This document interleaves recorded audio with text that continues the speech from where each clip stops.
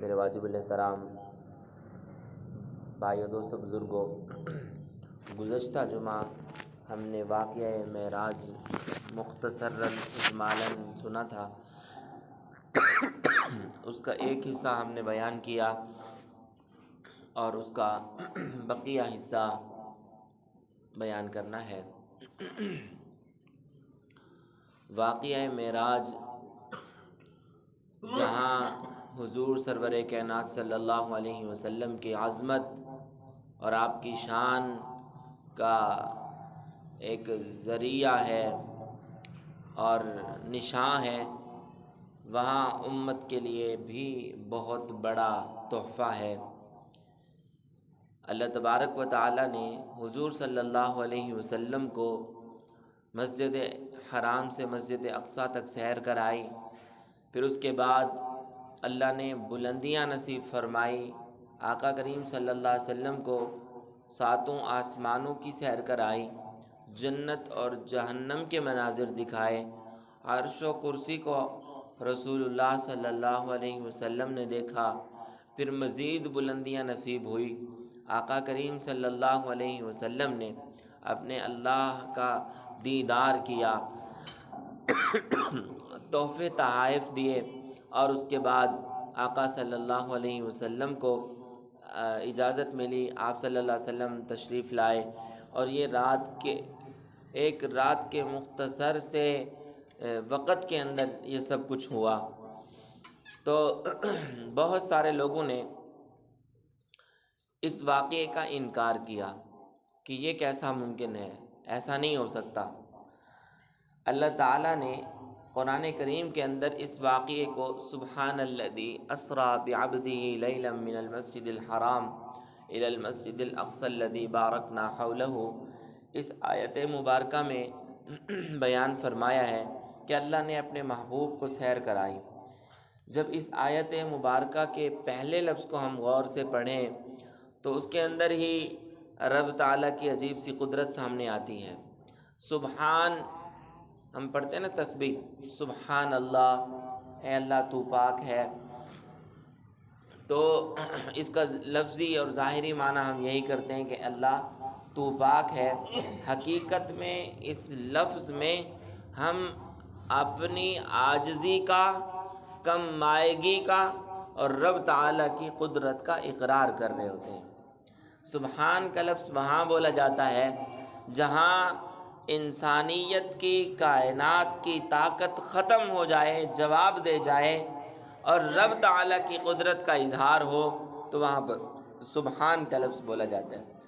اللہ نے جملہ ہی ایسے فرما دیا، فرمایا سبحان الذی اسری بعبدہ، پاک ہے وہ ذات، بلند ہے وہ ذات، شان و عظمت والی ہے وہ ذات جس نے اپنے بندے کو سیر کرائی۔ تو مطلب یہ ہے انکار کرنے والوں، تم اپنی قدرت، اپنی سوچ، اپنی طاقت اور کائنات کے نظام کو دیکھتے ہوئے بات کر رہے ہو کہ ایسا ممکن نہیں ہے۔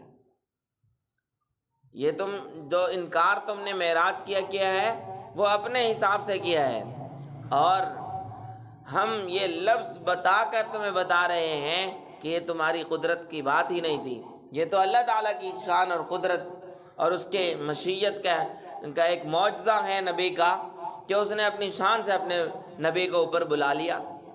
لہٰذا یہ واقعہ کوئی ایسا واقعہ ہے ہی نہیں جو تمہاری عقلوں میں آ سکے، بس ایمان والے پیغمبر کی بات کو اور اللہ کی بات کو فوراً تسلیم کر لیں گے۔ ہاں، سبحان سے یاد آیا، قرآن کریم میں مختلف اور مقامات پر بھی سبحان کا لفظ استعمال ہوا ہے۔ جیسے قرآن نے ایک اور پیغمبر کا واقعہ بیان فرمایا وَذَا النُّونِ إِذ ذَّهَبَ مُغَاضِبًا فَظَنَّ أَن لَّن نَّقْدِرَ عَلَيْهِ فَنَادَىٰ فِي الظُّلُمَاتِ أَن لَّا إِلَٰهَ إِلَّا أَنتَ سُبْحَانَكَ إِنِّي كُنتُ مِنَ الظَّالِمِينَ۔ حضرت یونس علیہ السلام کا واقعہ اس آیت مبارکہ میں بیان فرمایا کہ وہ اپنی قوم سے ناراض ہو کر گئے کہ اب ان پر اللہ کا عذاب آئے گا۔ اللہ تعالیٰ نے پکڑ لیا کیونکہ اللہ کی مرضی اور اجازت کے بغیر چلے تھے۔ آگے ایک واقعہ ہو گیا کہ کشتی ڈوبنے لگی، اللہ نے کہا کہ ہمارے درمیان کوئی ایسا ہے جو اپنے مالک کی اجازت کے بغیر چلا ہوا ہے، تو لہٰذا اس کو چھلانگ مارنی پڑے گی ورنہ ہم سارے ڈوب جائیں گے۔ حضرت یونس علیہ السلام ان کو سمجھ آ گئی کہ میں تو رب کی اجازت کے، میں اپنے مالک کی اجازت کے بغیر ہی چلا ہوں، انہوں نے چھلانگ لگا دی۔ آگے اللہ نے انتظام کر رکھا تھا، بڑی ساری مچھلی نے حضرت یونس علیہ السلام کو محفوظ کر لیا، اور 40 دن تک حضرت یونس علیہ السلام اس کشتی کے اندر، اس مچھلی کے پیٹ کے اندر رہے، اور چونکہ وہ گہرائی کے اندر چلی گئی، بعض علماء سے سنا ہے کہ اس مچھلی کو ایک اور بڑی مچھلی نے کھا لیا، اس کو ایک اور بڑی مچھلی نے، یوں مچھلی کے پیٹوں کے اندر اندھیرا، سمندر کا اندھیرا، رات کا اندھیرا، فنادا فی الظلمات۔ اللہ نے فرمایا کہ یونس علیہ السلام نے تاریکیوں کے اندر، ایک تاریکی نہیں کئی تاریکیوں کے اندر ہمیں پکارا، فنادا فی الظلمات اللہ الہ الا انت سبحانک، اللہ تیرے علاوہ کوئی معبود نہیں ہے، تو پاک ہے۔ یعنی یہاں سبحانک کا لفظ بتا کر پیغمبر بتا رہے ہیں کہ اللہ اب یہاں سب طاقتیں ختم ہو گئی، عاجز آ چکے ہیں، آگے آپ کی طاقت ہے۔ اس لیے اللہ تعالیٰ نے فرمایا ہے، رسول اللہ صلی اللہ علیہ وسلم کا فرمان ہے، جو ہم نے پیغمبر صلی اللہ حضرت یونس علیہ السلام کو اس آیت اور دعا کے صدقے نجات عطا فرمائی، اور مومنوں کو بھی اس آیت کے صدقے، اس دعا کے صدقے ہم نجات عطا فرمائیں گے۔ اس لیے آیت کریمہ پڑھنے سے بڑی ناممکن، دنیا کی حدوں کو کراس کر جانے والی پریشانیاں بھی اللہ تعالیٰ اس دعا کے صدقے ختم کر دیتے ہیں۔ تو وہاں پر سبحانک کا لفظ استعمال ہوا، اور یہاں تک یہ تو پیغمبر نے کہا نا کہ ہماری طاقت سے اوپر کا کام ہو گیا، اب مہربانی فرما۔ فرشتوں کی طاقت بھی جہاں ختم ہو جاتی ہے، وہاں سے جس کی طاقت شروع، اس کو بھی سبحان کہتے ہیں۔ قرآن کریم میں آتا ہے وَعَلَّمَ آدَمَ الْأَسْمَاءَ كُلَّهَا ثُمَّ عَرَضَهُمْ عَلَى الْمَلَائِكَةِ فَقَالَ أَنبِئُونِي بِأَسْمَاءِ هَؤُلَاءِ إِن كُنتُمْ صَادِقِينَ قَالُوا سُبْحَانَكَ لَا عِلْمَ لَنَا إِلَّا مَا عَلَّمْتَنَا إِنَّكَ أَنْتَ الْعَلِيمُ الْحَكِيمُ۔ اللہ اکبر کبیرہ، ہم نے آدم علیہ السلام کو اشیاء کے نام سکھا دیا۔ وَعَلَّمَ آدَمَ الْأَسْمَاءَ كُلَّهَا، زمین و آسمان میں جو جو چیزیں ہیں ہر چیز کا نام سکھا دیا اللہ نے، کہ اس کو پلر کہیں گے، اس کو چھت کہیں گے، اس کو دروازہ کہیں گے، اس کو مائک کہیں گے، اس کو سپیکر کہیں گے، مطلب جو جو چیز تھی اللہ نے ہر چیز کا نام کس کو سکھا دیا؟ آدم علیہ السلام کو سکھا دیا۔ وَعَلَّمَ آدَمَ الْأَسْمَاءَ كُلَّهَا ثُمَّ عَرَضَهُمْ عَلَى الْمَلَائِكَةِ، پھر آدم علیہ السلام کو اٹھا کے فرشتوں کے سامنے لے آئے اور فرمایا ثُمَّ عَرَضَهُمْ عَلَى الْمَلَائِكَةِ فَقَالَ أَنبِئُونِي بِأَسْمَاءِ هَؤُلَاءِ، ان سے کہا کہ بتاؤ، کن سے کہا؟ فرشتوں سے کہا کہ بتاؤ اس چیز کا نام کیا ہے؟ وہ کہنے لگے اللہ ہمیں تو پتہ ہی نہیں ہے۔ فرمایا اس کا نام بتاؤ، اللہ ہمیں تو آتا ہی نہیں ہے۔ قَالُوا سُبْحَانَكَ، کہنے لگے کہ اللہ تو پاک ہے، اب ہماری طاقت، قدرت، علم سب کچھ ختم، یہ تو تیرے بس کی بات ہے۔ لا علم لنا الا ما علمتنا انک انت العلیم الحکیم، اللہ ہمارے پاس تو صرف اتنا ہی علم ہے جتنا آپ نے سکھایا، اس سے اوپر کی بات تو ہمیں آتی ہی نہیں۔ تو جہاں انسانیت کی طاقت ختم ہو جاتی ہے، جہاں کائنات کا نظم جواب دے جاتا ہے، وہاں سے جو قدرت کی تخلیق ہوتی ہے، جو نظارے ہوتے ہیں، وہاں اس ذات کے لیے اس جگہ پر سبحان کا لفظ استعمال ہوتا ہے۔ اللہ تعالیٰ نے یہاں پر یوں ہی فرمایا، اور نبی مکرم صلی اللہ علیہ وسلم کو اتنی بلندیاں عطا فرمائی۔ قرآن کریم نے عجیب سا جملہ ارشاد فرمایا، قرآن کہتا ہے فَكَانَ قَابَ قَوْسَيْنِ أَوْ أَدْنَىٰ، اللہ نے نبی پاک صلی اللہ علیہ وسلم کو اتنی بلندیاں عطا فرمائی، اتنا قرب نصیب ہوا جیسے دو کمانیں قریب قریب ہوتی ہیں، اتنے وہ اللہ کے قریب ہو گئے۔ اب یہاں دو کمانوں کا لفظ جو استعمال ہوا، یہ عرب قبائل جو تھے وہ جب کسی دو قبیلوں کا آپس میں معاہدہ ہونے لگتا، صلح ہونے لگتی، جن کی کافی عرصے سے لڑائی ہوتی، اب یہ صلح کر رہے ہیں، معاہدہ کر رہے ہیں کہ جی ہم آپس میں نہیں لڑیں گے، ہمارا دونوں کا مشترکہ دوست ہوگا، ہمارا دشمن تمہارا بھی دشمن ہوگا۔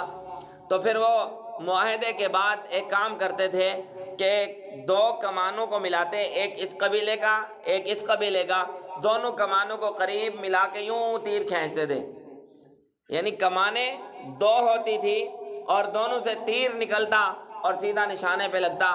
یہ علامت ہوا کرتی تھی اس بات کی کہ آج کے بعد کمانیں تو دو ہیں، تیر ایک سمجھا جائے گا، لہٰذا ہم دونوں کا دوست سمجھا جائے گا اور دونوں کا دشمن سمجھا جائے گا۔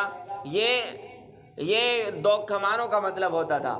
اللہ نے عرب قبیلے میں قرآن کو نازل کیا عربی زبان میں، تو وہاں پر یہی جملہ ارشاد فرمایا، فَكَانَ قَابَ قَوْسَيْنِ أَوْ أَدْنَىٰ، دو کمانوں کی قربت سے بھی زیادہ، جتنا ان کے درمیان فاصلہ ہوتا ہے اس سے بھی کہیں کم فاصلہ رہ گیا۔ یوں اللہ اور اللہ کے محبوب صلی اللہ علیہ وسلم کی قربت ہوئی اور آقا صلی اللہ علیہ وسلم نے اپنے محبوب کا دیدار کیا، اللہ تعالیٰ کا دیدار ہوا۔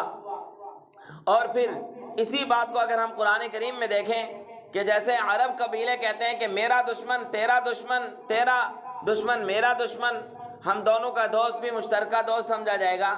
اللہ نے اپنے اور اپنے حبیب صلی اللہ علیہ وسلم کے اتنی قربت دیکھے اور اس طرح کے جملے ارشاد فرما کر بتا دیا کہ محبوب جو آپ کا دوست ہوگا وہ میرا دوست ہوگا، جو آپ کا دشمن ہوگا وہ میرا دشمن ہوگا۔ من یطع الرسول فقد اطاع اللہ، جس نے رسول کی اطاعت کی اس نے کس کی اطاعت کی؟ اللہ کی اطاعت کی۔ اللہ اکبر، اتنی قربت۔ اس لیے ایک مقام پر اللہ تعالیٰ نے جب اپنی محبت کا ذکر فرمایا تو وہاں پر فرمایا قل ان کنتم تحبون اللہ فاتبعونی، اگر تم اللہ سے محبت کرنا چاہتے ہو تو اس کے اظہار کی علامت میری سنت پر اتباع کرنا ہے، میری سنت پہ چلنا، اللہ کی اتباع اللہ کی اطاعت کرنا ہے، اللہ سے محبت کرنا ہے۔ یعنی وہ جو فَكَانَ قَابَ قَوْسَيْنِ أَوْ أَدْنَىٰ کا جملہ عرش پہ بولا کہ اللہ اور اس کے محبوب کو اتنی قربت نصیب ہوئی، اتنا قریب کیا اور اللہ کا دیدار ہوا، تو وہاں پر یہ معاہدہ ہوا تھا کہ آج کے بعد میرا دوست محبوب تیرا دوست ہوگا، میرا دشمن تیرا دشمن ہوگا، تیرا دشمن میرا دشمن ہوگا۔ اسی طرح صحابہ کے بارے میں بھی نبی علیہ السلام نے یوں ہی فرمایا، فَمَنْ أَحَبَّهُمْ فَبِحُبِّي أَحَبَّهُمْ وَمَنْ أَبْغَضَهُمْ فَبِبُغْضِي أَبْغَضَهُمْ، میرے صحابہ سے کسی نے محبت کی تو میری محبت کی وجہ سے، میرے صحابہ سے کسی نے دشمن کی تو ان کی دشمنی نہیں سمجھی جائے گی، میری دشمنی سمجھی جائے گی۔ وہ صحابہ کسی صحابی کی بھی دشمنی پالنے والا، صحابی کے خلاف بولنے والا اور دعویٰ کرے جی میں عاشق رسول ہوں، قطعاً نہیں۔ جس کے دل میں بغض صحابہ ہے وہ بوجہ بغض نبی ہے، یعنی اس کے دل میں پہلے نبی کا بغض ہے، اس لیے صحابی کا بغض آیا ہے۔ اور ایک اور مقام پر فرمایا جس نے مجھ سے بغض کیا اس نے اللہ سے بغض کیا۔ عجیب بات ہو گئی، یہ عجیب سی چین بن گئی کہ صحابہ سے محبت کرنے والے وہ ہیں جن سے اللہ اور اس کے رسول محبت کرتے ہیں، صحابہ سے بغض رکھنے والے وہ ہیں جن سے اللہ اور اس کے رسول بغض کرتے ہیں۔ اور یہ سارا اگر ہم چین دیکھیں تو واقعہ معراج کی آیات سے ہمیں سمجھ آتی ہے۔ اللہ اکبر کبیرہ۔ وہاں پر تبادلے ہوئے، اللہ تعالیٰ کا قرب ہوا تو تبادلے کیا ہوئے؟ محبوب آپ کیا لے کے آئے ہو؟ تو محبوب صلی اللہ علیہ وسلم 3 تحفے لے کے گئے، التحیات للہ والصلوات والطیبات، اللہ زبانی ہونے والی جتنی عبادتیں ہیں وہ آپ کے لیے ہیں، جسم سے ہونے بدنی جتنی عبادتیں ہیں آپ کے لیے ہیں، اور اسی طرح مالی جتنی عبادتیں ہیں آپ کے لیے ہیں۔ تو اللہ نے ان 3 تحفوں کے بدلے میں 3 تحفے عطا فرمائے۔ کیا؟ السلام علیکہ، قولی عبادت کے مقابلے میں سلامتی نصیب فرمائی، محبوب آپ پر سلامتی ہو۔ السلام علیکہ ایھا النبی ورحمت اللہ، اور آپ کو پر رحمت ہو۔ بدنی عبادت کے مقابلے میں جو تحفہ عطا فرمایا وہ اللہ تعالیٰ نے رحمت عطا فرمایا۔ اسی مناسبت سے شاید جب ہمارا کوئی جسم اس دنیا سے اگلے جسم کی طرف، اگلے منزل کی طرف منتقل ہوتا ہے تو ہم اس کے ساتھ مرحوم کہتے ہیں، رحمت کی دعا کرتے ہیں کہ اب اللہ تعالیٰ اس کے ساتھ رحمت کا معاملہ فرمائے۔ ورحمت اللہ، مالی عبادت کے مقابلے میں کیا فرمایا؟ وبرکاتہ، اللہ مالی ساری عبادتیں آپ کے لیے ہیں، تو اللہ تعالیٰ نے اس کے مقابلے میں جو تحفہ عطا فرمایا وہ برکت عطا فرمائی۔ السلام علیکہ ایھا النبی ورحمت اللہ وبرکاتہ۔ اللہ اکبر کبیرہ۔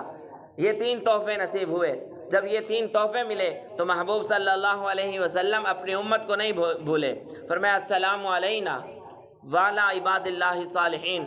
اللہ یہ آپ کے تینوں تحفے میرے ساتھ بھی ہوں، اور میری امت کے جو مقرب لوگ ہیں، جو صالح لوگ ہیں، جو دین ایمان پر چلنے والے لوگ ہیں، اللہ ان کے ساتھ بھی ہوں۔ تو اللہ تعالیٰ کی طرف سے ان کو بھی مل گیا۔ اب اتنا بڑا معراج اور اتنا بڑا انعام جب رسول اللہ صلی اللہ علیہ وسلم کو ملا تو اللہ نے فرمایا 50 نمازیں امت کے لیے بطور معراج لے کے جائیں۔ معراج میں جتنی قربت نصیب ہوئی، نماز میں آپ کے امتیوں کو اتنی قربت عطا کروں گا۔